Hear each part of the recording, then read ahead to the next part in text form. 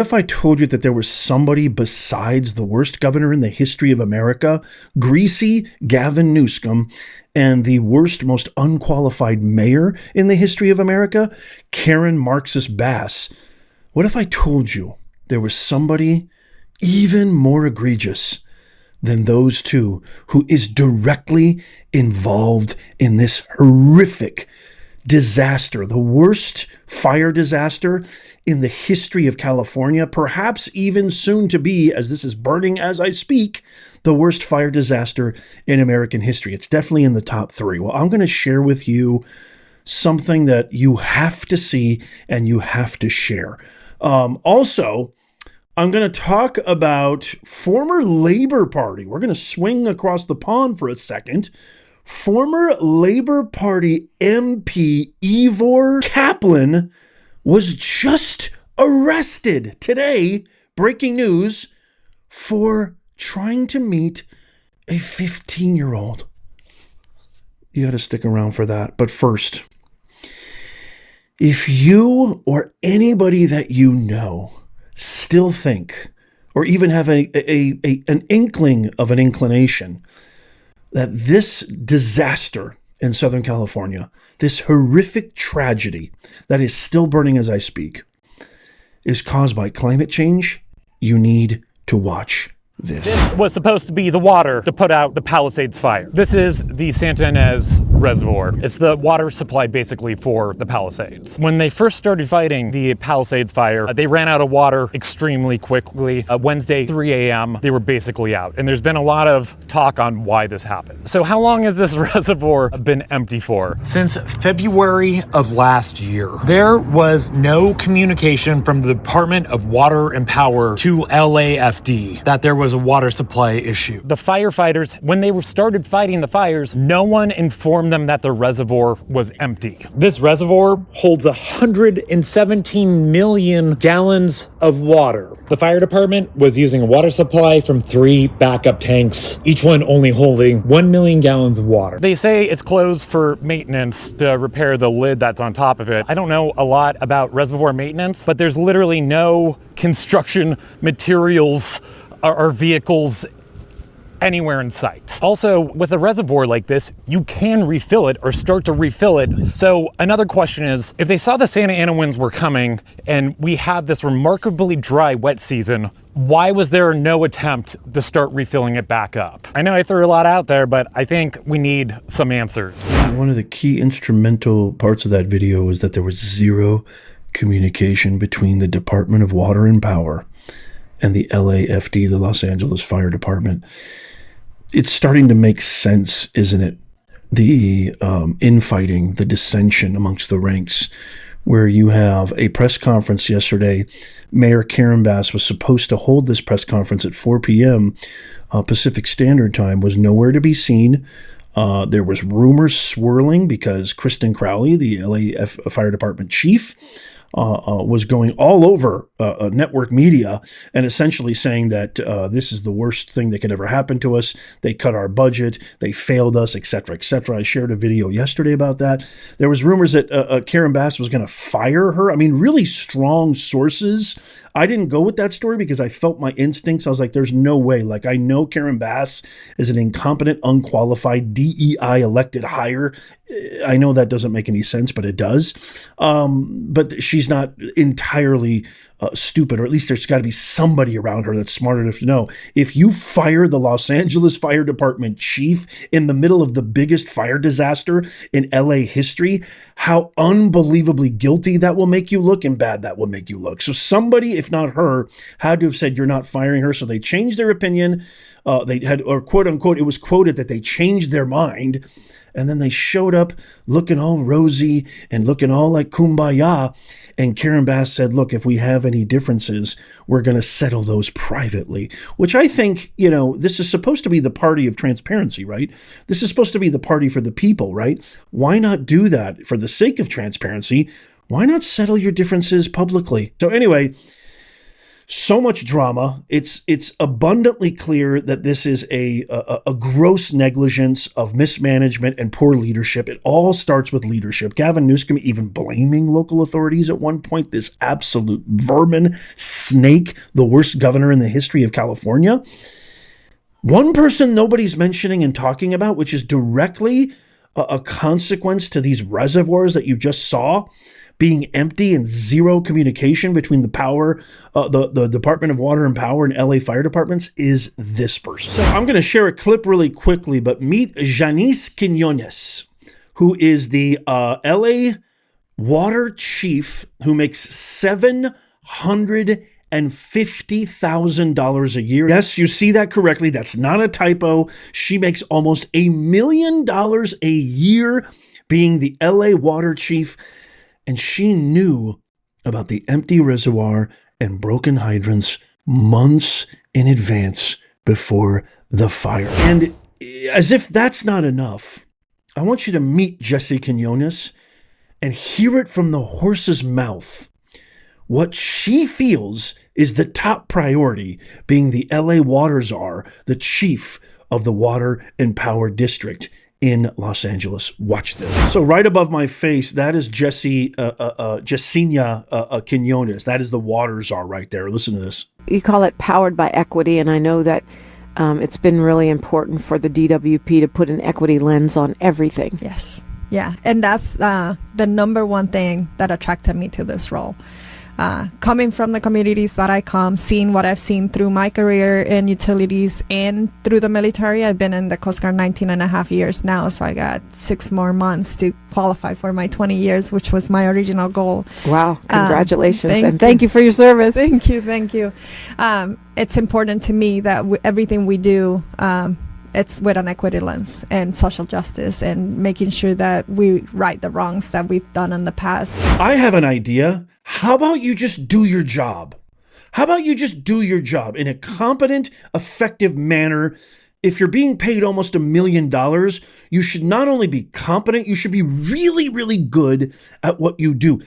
Being the chief of LA Water and Power, making sure that you serve, making sure that you allot enough reservoir resources of water to the emergency services like the Los Angeles Fire Department and beyond, has an absolutely goose egg to do with social justice and equity. How about you just focus on your job? Everybody, do I have to? I mean, it's just exhausting being this right all the time. How many times have I stressed that DEI didn't earn it? Is the most cancerous pariah, parasitic virus contagion, blight on society of all time. The bubonic plague has nothing on DEI. COVID has nothing on DEI. Ebola has nothing on DEI. Why? Because it's invisible. It's psychological. These ideologies have rooted themselves in the fabric of our society. And thank God we got a mandate on November 5th, but liking this video, sharing this video with everybody you know, slowly but surely, I think that's the only way that we can pull the roots out of the global psyche that this contagion has infected. You heard it from her herself. Her top priority, the reason why she wanted to come to LA in the first place and take the job, was because equity and social justice. I mean, somebody tell me, what does this have to do with equity and social justice? Little fire tornado. That's insane. That's like 100, 200 foot in the air right there, because those trees are very tall. That's up the Santa Monica Mountains. This new fire that's headed towards Brentwood. There's still multiple fires burning right now. Look at that. That's what's called a fire NATO. Insane. Absolutely insane. Okay, now some breaking news. Former Labor MP Ivor Caplin, who's been criticizing Elon Musk, specifically on British TV last week for his remarks about Keir Starmer, has been arrested following a sting operation by citizen pedo hunters. Caplin allegedly attempted to arrange with a 15-year-old boy. Just last week, he condemned Elon Musk's tweets about Jess Phillips and Keir Starmer, calling them, quote, unacceptable, end quote.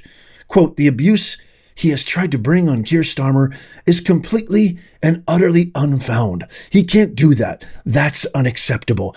Oh, really, Ivor? Methinks you doth protest and profess too much. Check this out. You told this child that you was going to go and meet him. That wasn't, because Stephen will be at work.